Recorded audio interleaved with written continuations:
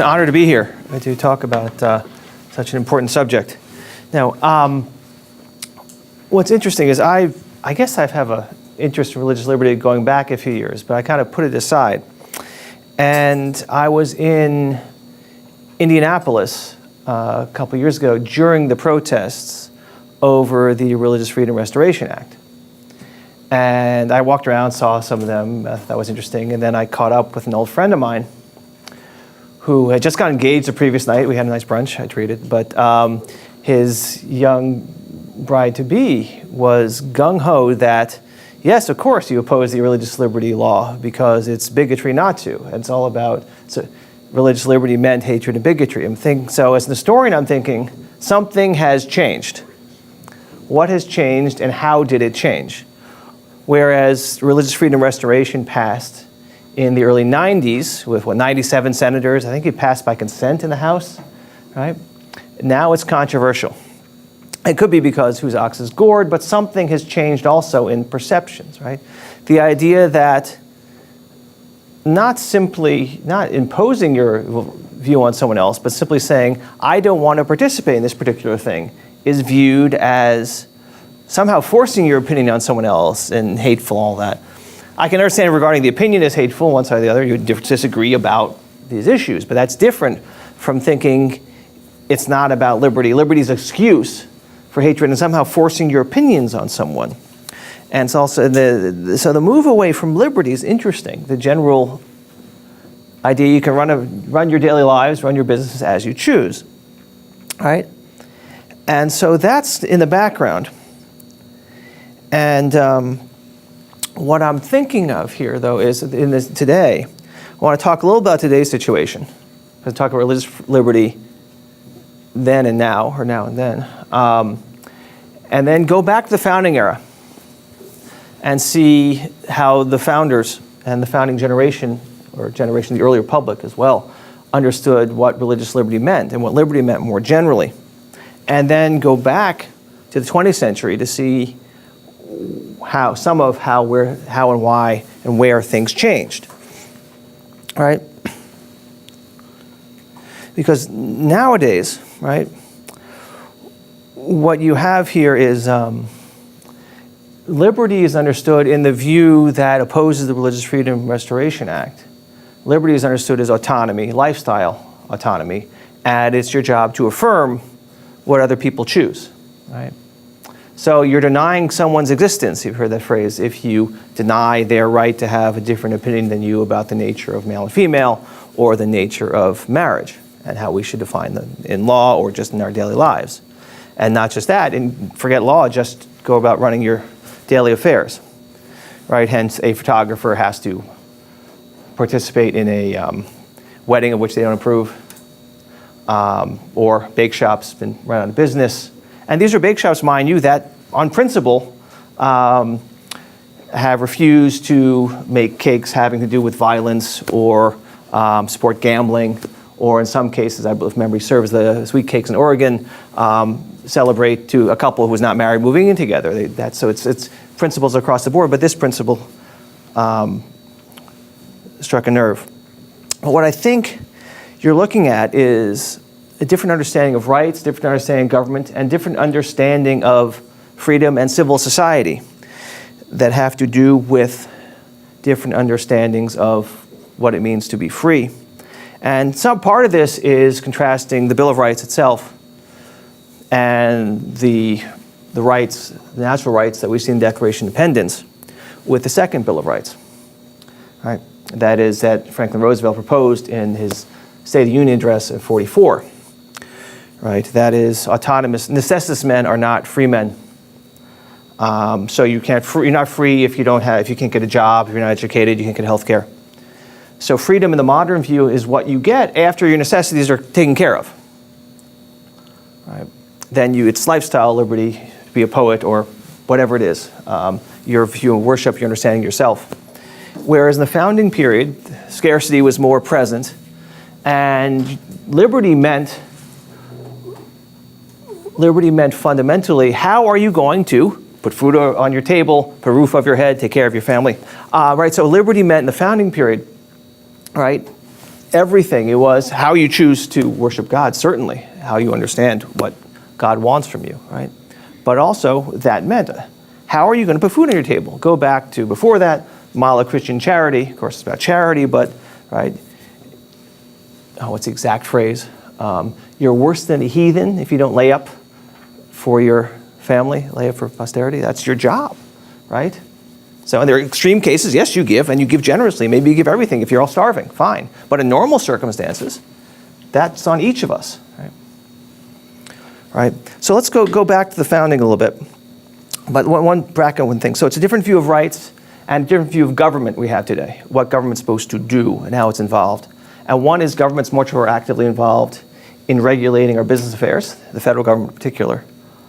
And the other is it's involved particularly with anti-discrimination, how we relate to others in the workplace. You do not have the autonomous realm of civil society, whereas run your business as you choose. And there are rare exceptions. Right? Now, if you go back to the founding, right, the background, of course, was the wars of religion in the 16th, 17th century. You have the Fronde in France, the English Civil War, go back further, Germany, right? And so, well, what's the answer? One answer people came to was you have a government that's not religious, and then people, or doesn't endorse any one particular religion or one particular version of Christianity, and then people are free to go about worshiping God as they choose and relate otherwise, right, in their daily lives, right? So you disentangle the state from religion. Of course, what does that mean? Depends how you define religion, depends what it includes, right? But what's interesting about this, if you fast forward back to the founding era, think of Jefferson, right? The Bill for Religious Liberty. He calls it the bill establishing religious liberty, right? This is your establishment. The idea of religious liberty, or the practice of it, is what is established.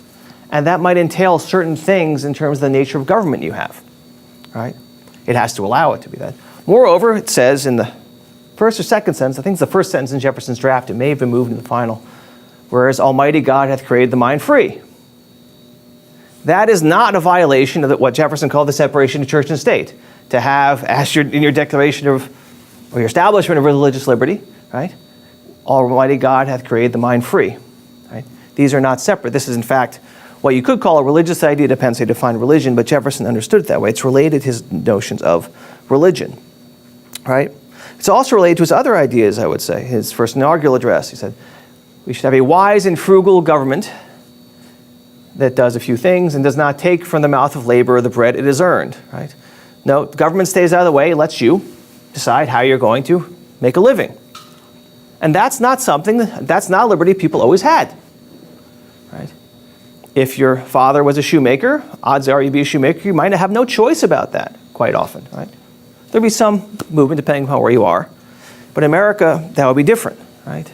In America, you're allowed to change. And of course, this produced anxiety in the early republic.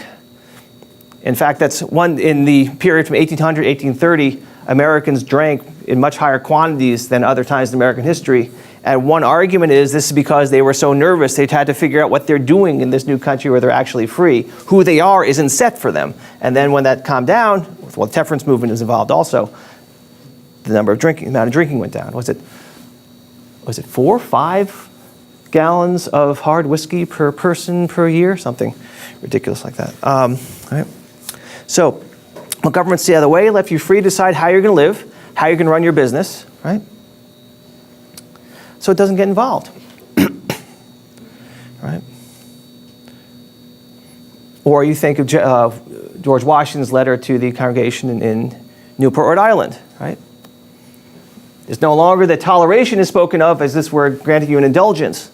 It's not an indulgence. We're accepting you have religious liberty. As long as you comport yourself as a good citizen, you're free, right?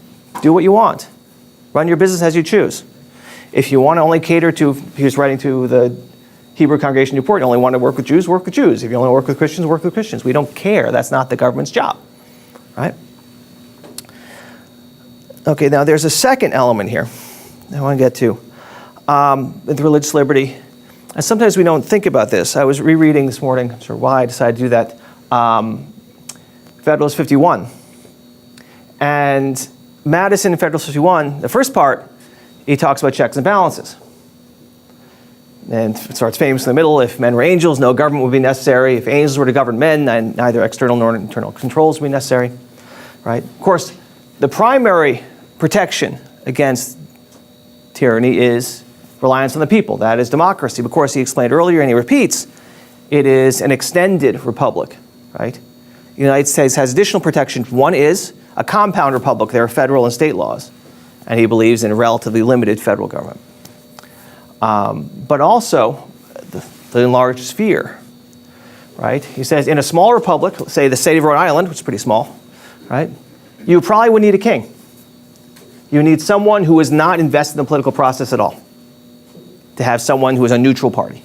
But in a large republic, he says, right, famously, there are so many factions that you don't have oppression. And then he turns to, among the examples, religion. The multiplicity of sects preserves any religion from dominating. Now, according to Madison's disciple, I think it's Cabell who said it, one of his disciples, he was fond of a famous passage in Voltaire's letter on England, which I think I quote in the Mosaic piece, right? Voltaire was kicked out of France for being a heretic of various sorts, went to England, which was where people who liked liberty went at that time in the around 1730, came back, wrote letters from England, and he said, I've been to the exchange in London, and there the Jew, the Mohammedan, the Christian all get along. The only heretic is the bankrupt. Right? They don't care what religion is as long as you're participating in the exchange. You're out of here if you're bankrupt, right? But then he goes on, if there were one religion in England, there would be tyranny. If there are two, there would be civil war. But if there are 30, and there's peace. Right? Because there are so many different religions, extend the sphere, no one dominates, and there's peace, right?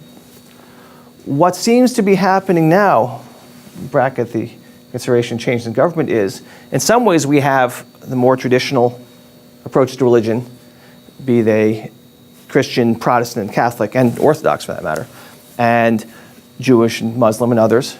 And then you have the more progressive elements of religion, or the people who are just spiritual, not religious. And that's two religions in some ways. It looks like a cultural civil war, or religious civil war, if that's the division, in fact, right? But return now. What people don't often mention with Madison, however, is if you look at his report of 1800, he's pretty clear that argument for the extended sphere, right? He says if you expand the sphere of federal authority, of the executive authority, that is, if you give the federal government a lot more authority, you're going to have to work by executive discretion. You'll return to monarchy. The whole thing will fall apart, right? That only works in conjunction with a relatively limited government. Once you expand, you're going to have discretion under the thumb of the president, and he will then have to choose among the factions. You no longer really have a disinterested federal government, right? But the other thing, in that era, their notion of liberty in general was to take the stereotype, the simplified version, negative liberty. Government doesn't get in your way, do what you want, build your house, don't build your house, live in a tent, right? Don't steal, basically, don't kill, don't commit adultery. That's a police power, which is local, right? Police power being not the policemen, but the idea to regulate health, safety, morals. That was not a federal power. Even Hamilton said that's not a federal power, believe it or not. There is a limit to Hamilton. Right, so the notion, the first Bill of Rights, the Bill of Rights that is related to the Declaration, that is, government's is not supposed to tell you what to do, it's supposed to leave you alone, basically. Make sure there is rule of law, make sure you're safe, maybe some safety codes, basic and fire codes locally, but not a national state. If you wanted a sense of how this worked, the other element, the compound republic, you think of the E.C. Knight case, the late 19th century. The government tried to bring an antitrust case against the sugar trust, which controlled, 97%, I think it was, of the United States sugar market. They were all in Carolina.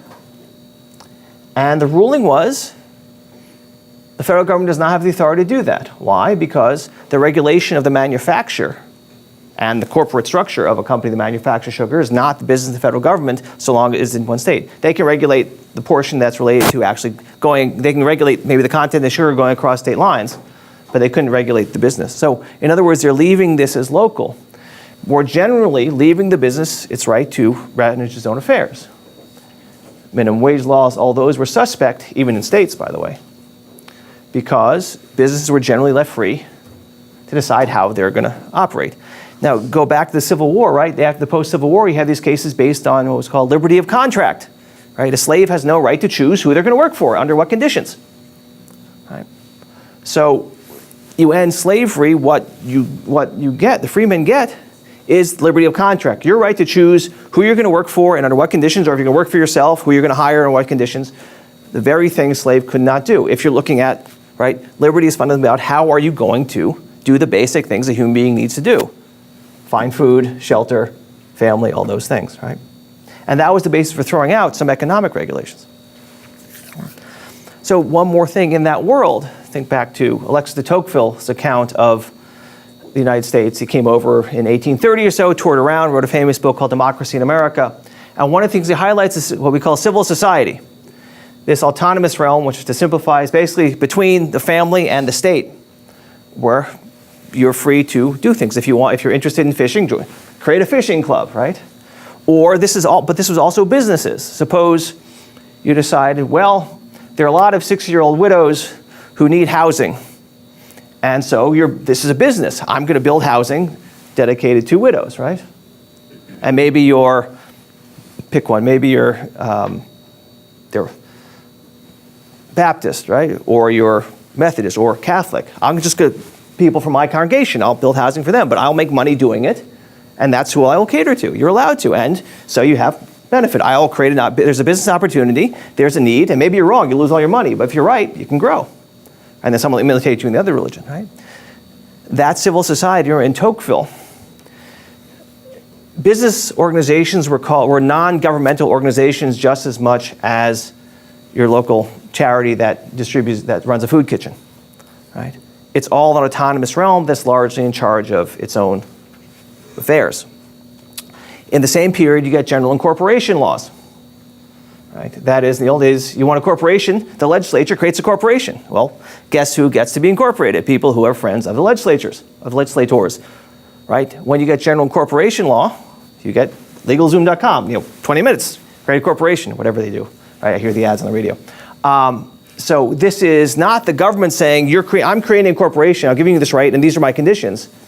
It's it's essentially creating a general law. Anyone can avail themselves of this and fill it in however they choose. Right? It's an empty vessel, the corporation, for you to make with under very general restrictions. Right? Going back to Locke's, what is property? You mix your labor with the land, you produce food, that you own it. You mix your labor with the corporation, it's you've created it. Right? So this general notion of your right to run your own affairs, and that's related to the robust view of religious liberty in the period. Right? There was, the burned-over district in western New York, you had the Second Great Awakening, right? After the Erie Canal came through, revival after revival, lots of new sects coming in, some rising, some falling, right? Between the Baptists and Methodists became big, Congregationalists kind of fell by the wayside, the Unitarians back east. Catholics started coming over large numbers with the potato famine in Ireland, though there were already Catholics around. And various other religious sects. The Shakers grew. There might still be a couple. When I was in college, we went to the last Shaker village. There were 7 Shakers, one of whom was under 60. I'm curious if there are any left, right? Because they're celibate. So it's hard to continue for generation after generation. But you're allowed to do that, right? Think of Amish communities. You're allowed to do that. That was common. You create a community. So liberty was partly your way to live communally. That's your general understanding. Live. Run your business. How you choose. If you want to hire people who are left-handed, hire people left-handed. The government didn't care. Didn't set minimum wage laws in general, right? There were rare, in other words, liberty was a rule. The exception was those cases where it was serious enough for the government to get involved. Take one final case, and I can't remember off the top of my head the name. Just thinking about this today. In the 20s, New York State tried to regulate the resale of theater tickets, right? You have tickets to Hamilton, someone wants to pay you 5 times what they're worth, right? People thought you're making too much money, they want to regulate it. That's price gouging. And the ruling was, by the feds, maybe this wasn't a federal case, but the feds decided liberty of contract. No, it's only in, say, food or health, yes, we can regulate the price. Theater tickets, you're not going to die if you don't see the play. Let people do what they want, right? So the presumption is you're free. That would change with the New Deal, right? What we now live under, and it becomes normal for us to think the government decides how our businesses are run. Wage laws, we have OSHA regulating various safety concerns, which is not all bad, but, right? Fire codes can be local, some national. There are more and more sense that a business is not run fundamentally down the lines the way the people who are in charge of the business. The government is your partner, right? And no doubt that's pushing us towards freedom is what happens after you decide your necessities are taken care of. It's not about how you work in order to make a living. You've made your living, now it comes the realm of freedom, where you get to decide, this is what I'm really about. I want to worship God every Sunday, I want to climb mountains, whatever it is that you regard as communing with something greater than you, something spiritual, to use a term that's now used to separate, people like to say spiritual, not religious. That's coming forward. Now, 2 other things, the background I'm getting at is, I suppose spending a lot of time reading John Adams as I do, I become something of an Aristotelian in some ways, and that is, Adams would make on this, so was Jefferson in some ways. That is, from the perspective of the regime, the laws under which you live will shape the thoughts people tend to have. Right? We tend to think we're autonomous, but it's true. I mean, Adams makes a big deal of Book 8 of Plato's Republic. In a democracy, there are certain habits of thought one tends to see. That's where Tocqueville's commenting on. Equality is so important that any inequality is suspect. Right? And you could see some of these ideas could be playing out in our own culture. Right? So Jefferson, by the way, thought, and this is one other element of the problems here, is he thought religious liberty itself would change the way religions were. And maybe there's some truth to it, but he thought it would fundamentally, tame religion, remember the problem of religious war. Well, when Connecticut, remember the folks who founded Connecticut? The Puritans in Massachusetts weren't puritanical enough, so they moved, or that's New Haven really, right? They got rid of their establishment, actually before Massachusetts, but he said, well, now the genuine doctrine of the one God is reviving. There is not a young man today who will not die Unitarian, right? So what caused people to believe silly things to Jefferson, like the Trinity? Jefferson said, it's too late in the day to believe in Platonic mysticisms that 3 are 1 and 1 is 3. This is Jefferson, right? So what would cause it? You go back to Ernst Cassirer, who wrote The Philosophy of the Enlightenment. He says, to people in the Enlightenment, theodicy is a political problem, right? Problem of evil. Once you're looking to change the world, to change the way the political world works, to make it more free, more equal, more just, the obvious question is, why has it not happened before?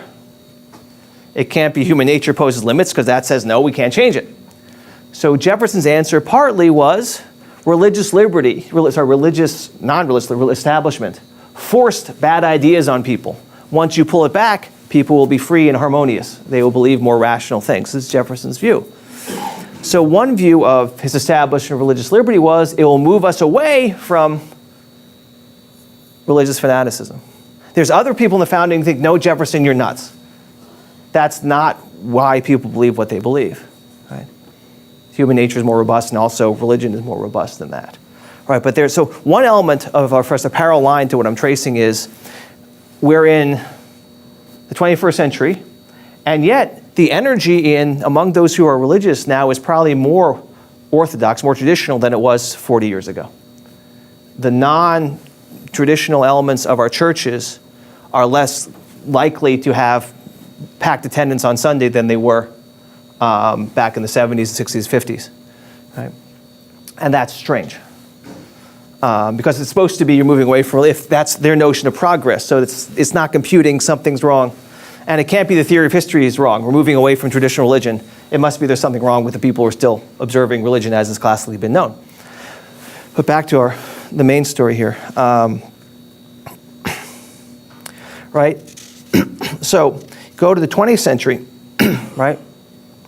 with the New Deal, you start to get the government involved in business, and it changes our perception. It's normal for the government to work with businesses. Corporations are no longer do what you want with this thing and make of it something. The government is seen to be granting you a right, and the government's giving you something, and it can put restrictions on it, and not just an occasional limitation, but in general, it's what government does. They're giving you a privilege. It's going back to an older notion of right, where rights are not from God. Rights are things the government gives you, the king gives you, right?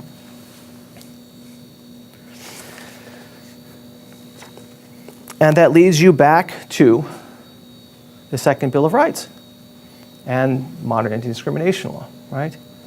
Liberty becomes, from this perspective, what you have after you have provided, you have health, safety, health, education, food, etc., right? So the government's not impinging on liberty because liberty isn't about that.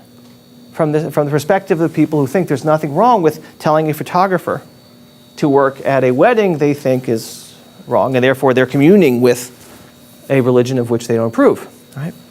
The perspective is that that's not what liberty is. That's simply an expression of bigotry. Because liberty is what you do after you make a living. It's not in how you make a living. Right? That's supposed to be a given. That's supposed to be given. So there's nothing wrong with this. Or you think the Hobby Lobby case, right? This the Hobby Lobby, it was a closely held corporation. Right, which means there aren't many very large, closely held corporations. Usually they become public corporations, and then the greater regulations would apply. But Hobby Lobby wanted to apply their own principles inside their corporation they ran. The court still says our laws still say that, but it's clashing with a view that that's anachronism. It doesn't belong anymore. That's where the clash is, right? So in other words, civil society is no longer this autonomous realm where you make your way in the world through business. It's related to government. NGOs are not, including businesses, they're charity groups, essentially, that are helping further the same progressive ends. That's how they're seen. Right? And the parallel track to that, so you've gone from liberty is, right, leave me alone, or I'm free. You come here to be free, to practice your religion, which you were not allowed to do in the old world. Right? You can think various groups coming, the Mennonites coming from various sects in Germany. In Germany, right, your prince set your religion. If you were the wrong religion, you came to America, right? And then you're able to practice. The Quakers set up Pennsylvania because they were discriminated against in England, right? So you come here and you can live according to your principles. That's no longer seen as the way it goes. The second thing is, right, that anti-discrimination. Once the government's involved businesses, then you had, in the Jim Crow era, ending Jim Crow involved, almost certainly, Richard Epstein, the great legal scholar, says, okay, it's possible you were able to do it without the feds getting involved. But we'll put that aside. It seemed to be necessary to most people. Maybe it wasn't, right? So the feds got involved to stop essentially what he calls a totalitarian system in the South, right? But this used to be the exception. This is a rare case. The only way to stop what's going on, what had been started by the state, after all, in Plessy versus Ferguson, it is the government that said, right, you must have segregated cars. It's expensive, after all, to do that. Right? And then it sets in motion, people get used to have it in. Now it's become normal to think, right? Of course, anti-discrimination is the way businesses work. It's not that, in general, decide how you run your business, but in this case, because we have this history here, we can't allow that anymore. Now it's in general, across the board. Government's involved in employer-employee relations in the name of anti-discrimination. And new causes come in, new groups come in, trying to claim the same dynamic. It is not always, that's the way it looks. That's what's changed. One, the government, it's comfortable, the government tells us how our businesses work. That's not where freedom is. The others we're used to, our minds have changed in what it is a business does and what this government does. Of course, businesses don't discriminate. That's the law, and it goes across the board. It's expanded from one to another. And what's interesting, the courts got involved. The initial Civil Rights Act, actually, it had limitations, and the courts kind of pushed them. Like an interior decorator could say, I only want to work with Catholics. Right? Or maybe it was the law allowed that. You might not like it or not, but the court said, no, you can't do that. right? Even for a small business, right? So the courts actually, as things changed, they actually kept pushing the line further. And so now it seems that to discriminate at all based on any moral category is verboten. And what's missing, again, going back to the question of what can change, is to what degree can we ever all be on the same page, right? Classically, there's a term called the conflict of the laws. The conflict of the laws is when they're on irreconcilable foundations. When I teach the early republic, it's very easy. Think of the case of impressment. Impressment sailors were pushed into the British Navy. If you were someone who was of that class, actually, I think there were some class distinctions essentially made, His Majesty could say, you, get on the ship, you're in the Navy now. And being in the ship was awful in England, right? But according to the King's law, if you're born on His Majesty's soil, you were his subject. So if you're among the people who could be, he could impress you into service. Now, you could not cease to be the king's subject unless he agreed in writing. That's why the big deal about Hancock writing his name in large letters. It's a bit of bravado. He's doing it in his own name. This is the first piece of evidence in his treason trial, right? In America, right? So the king in 83 signed the treaty. Okay, you're no longer British, I get that. What about someone who comes over at 85 and decides to become an American citizen? In American law, they're a citizen. In English law, they're not. England tries to force them into the Navy. In English law, they can. In American law, they can't. There is no way that they can both be right in practice. You have to kind of fudge the distinction. So too in these issues, right? The non-discrimination against people based on, say, on their view of gender versus religious liberty.